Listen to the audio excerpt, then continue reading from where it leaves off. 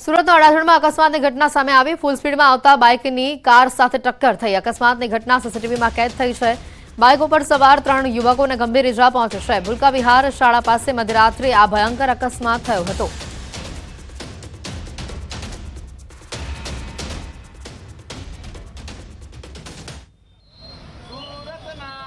સુરતના અડાજણ વિસ્તારમાં ગઈકાલે મોડી રાત્રે એક બાઇક સવાર બેફામ ગતિએ આવતો હતો અને અડાજણથી આનંદ મહેલ રોડ જવાના ટર્નિંગ ઉપર કાર સાથે ધડાકાભેર અથડાયો હતો। દ્રશ્ય જોઈ શકાય છે કે ગાડીના કચ્ચર ઘાણ બોલી જવા પામ્યા હતા। ગાડી પર સવાર 3 વ્યક્તિઓને ઈજા થતાં સારવાર અર્થે હોસ્પિટલ ખાતે ખસેડવામાં આવ્યો હતો। કહી શકાય અડાજણના મુખ્ય 4 રસ્તા છે કે જ્યાં મોટા પ્રમાણમાં ટ્રાફિક જોવા મળતો હોય છે, ત્યારે અકસ્માતની સમગ્ર ઘટના સીસીટીવીમાં કેદ થવા પામી છે। જો કે ઘટનાની જાણ થતાં પોલીસ તાત્કાલિક ઘટના સ્થળે દોડી આવી હતી। 3 યુવાનોને સારવાર અર્થે હોસ્પિટલ ખસેડવામાં આવ્યા છે, પણ ગાડીના અકસ્માત પરથી ખ્યાલ આવે છે કે ગાડી કેટલી બેફામ ગતિએ હતી। એટલે કે રાત થતાની સાથે સુરતના રસ્તા ઉપર સ્પોર્ટ બાઇકો બેફામ ગતિએ દોડતી હોય છે અને આ પ્રકારના અકસ્માત છાસવારે જોવા મળતા હોય છે। જો કે આ ઘટનામાં 3 યુવાનો ઇજાગ્રસ્ત થયા છે, સારવાર હેઠળ છે અને હાલ કહી શકાય છે કે આ મામલે પોલીસે ગુનો દાખલ કરી વધુ તપાસ શરૂ કરી છે।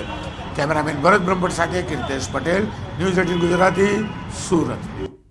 સુરતના કાપોદ્રામાં રસ્તા પર ભૂવો પડ્યો। કાપોદ્રા મેઇન રોડ પર ભૂવો પડ્યો। ભૂવો પડતા ટેમ્પો ફસાયો હતો અને ટ્રાફિક જામ થયો હતો। વગર ચોમાસે રસ્તા પર ભૂવો પડતા તંત્રની કામગીરી પર અનેક સવાલો ઊભા થઈ રહ્યા છે।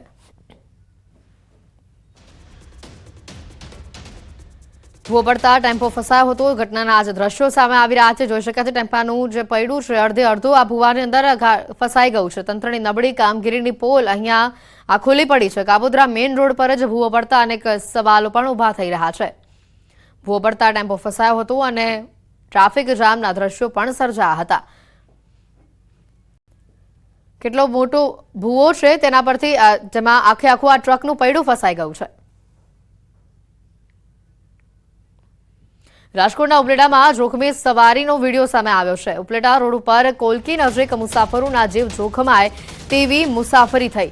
મોતના મુખ સમાન વધુ એક જોખમી સવારીનો આ વિડીયો સોશિયલ મીડિયા પર વાયરલ થઈ રહ્યો છે। દ્રશ્ય જોતા જ ગાડીમાં ક્ષમતાથી વધુ મુસાફરો બેસાડવામાં આવ્યા હોવાની આ વિગતો પુરવાર થઈ રહી છે અને ચાલક પણ બેફામ ગાડી દોડાવી રહ્યો છે।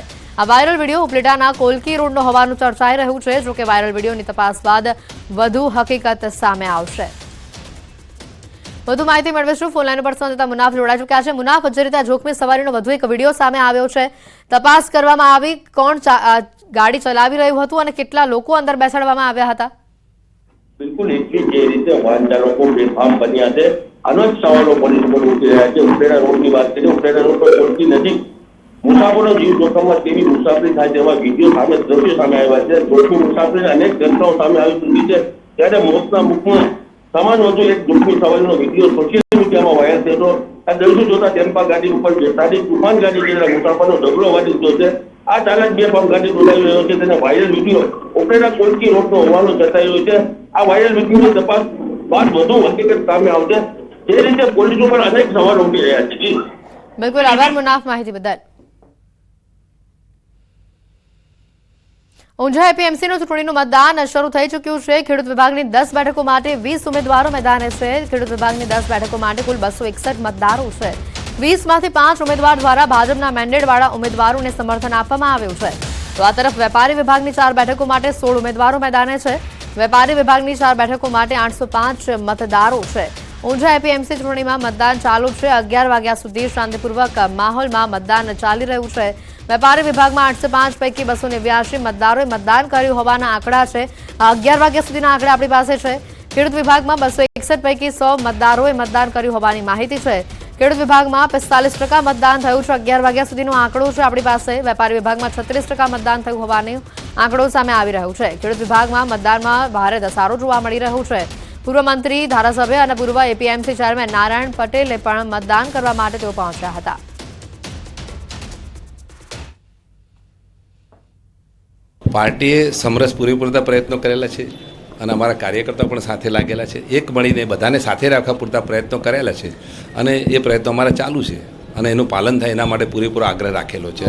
ઊંઝા એ સમગ્ર એશિયામાં ખ્યાતનામ મસાલા બજાર છે, એટલે આની ચૂંટણી પ્રત્યે લોકોને ચોક્કસ જિજ્ઞાસા હોય, પણ અહીંયા આગળ ખૂબ જ સૌહાર્દભર્યા વાતાવરણમાં અત્યારે ચુનાવ થઈ રહ્યો છે।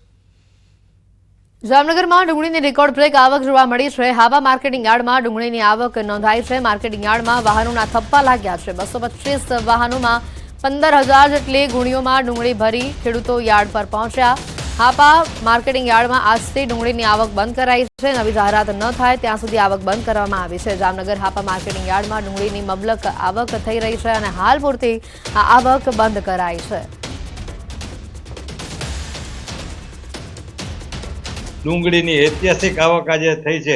લગભગ 200 ઉપરના વાહનો આજે લાઇનમાં હતા અને સંપૂર્ણ રીતે એ ડુંગળી અમે માર્કેટિંગ યાર્ડમાં ઉતારી લીધી છે. વ્યવસ્થા પણ થઈ ગઈ છે અને ડુંગળીના ભાવ લગભગ 100 થી 550 અને સારી ડુંગળીના 600 સુધીના ભાવ ખેડૂતોને મળે છે. જામનગરના હાપા માર્કેટિંગ યાર્ડમાં સૌ પ્રથમ વખત 200 થી વધુ વાહનો ડુંગળી ભરેલા આવી પહોંચ્યા છે અને મબલક ડુંગળીની આવક થઈ છે. જે પ્રકારે હાલ પણ દ્રશ્ય જોઈ રહ્યા છો, હાપા માર્કેટિંગ યાર્ડ બહાર જે ખેડૂતો છે તે પોતાની ડુંગળી લઈને આવ્યા છે. અહીં જે પ્રકારના દ્રશ્યો જોઈ શકાય છે, કાલાવડ રોડ ઉપર જ્યાં જુઓ ત્યાં ડુંગળીની ગાડીઓ ભરેલી નજરે પડે છે. જે પ્રકારે જે ટેબા બાયપાસ તરફ જતા હાઈવે ઉપર પણ હાલ હરાજી શરૂ થઈ ગઈ છે. ત્યારે પણ ડુંગળીના અનેક વાહનો છે, 200 થી વધુ વાહનો હાલ પણ કતારોમાં ઉભા છે. અહીંના ખેડૂતો છે, એમની સાથે જ વાત કરીશું. શું કહેશો, હરાજી શરૂ થઈ ચૂકી છે છતાં પણ વાહનોની લાંબી કતારો? અત્યારે તમે જોઈએ તો કોઈ પણ એને વ્યવસ્થાનું કાંઈ ઠેકાણા નથી. આ વાહનની લાઈન તમે સાહેબ જોઈ લો ત્યાં સુધી છે. આટલા વાહન એમને પડ્યા છે, કોઈ સુવિધા બસ ટોટલી અભાવ. ત્યારથી તમે ઉભા છો વાહનો લઈને અને ડુંગળી માટેની અત્યારે કેટલી વાહનોની લાઈન હતી? કાલે સાંજના 7 વાગ્યાથી ઉભા છીએ અમે. ભૂખા ને તરસ્યા ઉભા. અમારી કોઈ જમવાય અમે હજી સુધી ગયા નથી. વહેલી તકે અમારી ગાડી ખાલી કરે એટલે બપોરનું જમવાનું અમને મળે.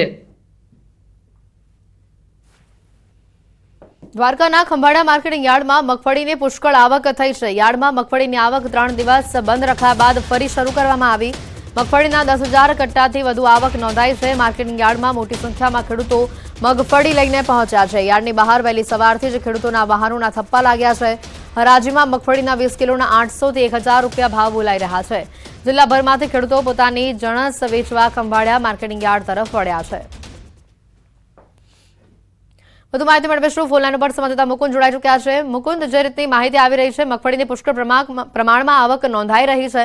વધુ અપડેટ શું, કેટલા ખેડૂતો આવી રહ્યા છે? જી, વાત કરવામાં આવે તો દેવભૂમિ દ્વારકો છે તે મગફળીના ઉત્પાદનમાં હંમેશા અગ્રેસર હોય છે. ત્યારે આ વખતે પણ મગફળીનું ઉત્પાદન સારું થઈ રહ્યું છે. ત્યારે ખંભાળિયા માર્કેટિંગ યાર્ડમાં મગફળીની પુષ્કળ આવક નોંધાઈ રહી છે. વહેલી સવારથી જ ખેડૂતો મોટી સંખ્યામાં મગફળી લઈને ખંભાળિયા માર્કેટિંગ યાર્ડમાં પહોંચ્યા હતા. ત્યારે 3 દિવસ જે બંધ હતી હરાજી, તેને લઈ જે આજે સોમવારના વહેલી સવારથી જ જે યાર્ડ છે તે ખોલવામાં આવ્યું હતું અને ખેડૂતોને જે મગફળીની જે ખરીદી છે તે શરૂ કરવામાં આવી હતી. ત્યારે આજે વહેલી સવારથી જ અંદાજિત 10,000 જેટલી મગફળીના કટ્ટાની આવક થઈ હતી અને ખેડૂતો મોટી સંખ્યામાં પોતાના વાહનો લઈ યાર્ડમાં પહોંચ્યા હતા. આભાર મુકુંદ માહિતી બદલ. હાલ રોકાઈશું એક બ્રેક માટે.